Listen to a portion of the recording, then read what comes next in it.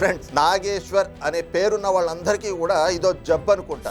ఒకవైపు ఏమో ప్రొఫెసర్ నాగేశ్వర్ని చూస్తూ ఉన్నాం. ఇప్పుడు కొత్తగా ఇంకో నాగేశ్వరరావు పుట్టుకొచ్చాడు. ఈయన పేరు ఎం నాగేశ్వరరావు, రిటైర్డ్ ఐపీఎస్ అధికారి. ఈయన పెట్టిన పోస్టులోనే ఈయనకు సంబంధించినటువంటి చాటభారతం, ఈయనకున్న చరిత్ర చెప్పుకొచ్చాడు. చూడండి, దాదాపు ఒక 1/2 మంది ముఖ్యమంత్రుల దగ్గర ఈయన పనిచేశాడట. ఈయనకి మన భోగాపురం ఎయిర్పోర్ట్కి ఈ రోజున ప్రధానమంత్రి గారు ప్రారంభోత్సవం చేయడానికి వస్తే అక్కడ ఒక రాష్ట్ర ముఖ్యమంత్రిగా చంద్రబాబు నాయుడు గారు రిసీవ్ చేసుకోవటం కానివ్వండి, లేదంటే ఆ వేదిక పైన మోడీ గారిని పొగుడుతూ చంద్రబాబు గారు మాట్లాడిన మాటలు విన్నాక ఎందుకో చంద్రబాబు నాయుడు గారు ముఖ్యమంత్రి పదవికి ఉన్న వన్నె తీసేశారట.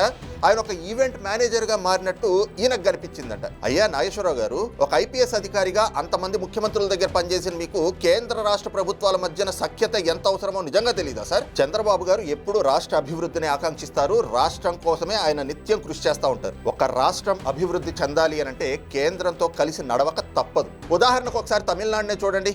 అక్కడ డిఎంకే అధికారంలో ఉన్న, ఏడీఎంకే అధికారంలో ఉన్న కేంద్రంతో సంబంధాలను సఖ్యతగానే ఉంచుకునేవారు. పారిశ్రామికంగా కావచ్చు, ఇతర రంగాల పరంగా కావచ్చు, ఆ రాష్ట్రం అభివృద్ధి చెందింది అంటే కేంద్రం నుంచి తెచ్చుకున్న నిధుల వల్లే.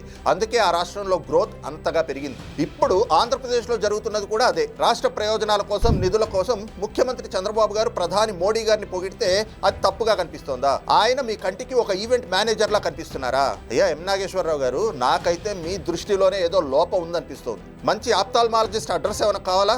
ఒకసారి వెళ్ళి పరీక్ష చేయించుకోండి.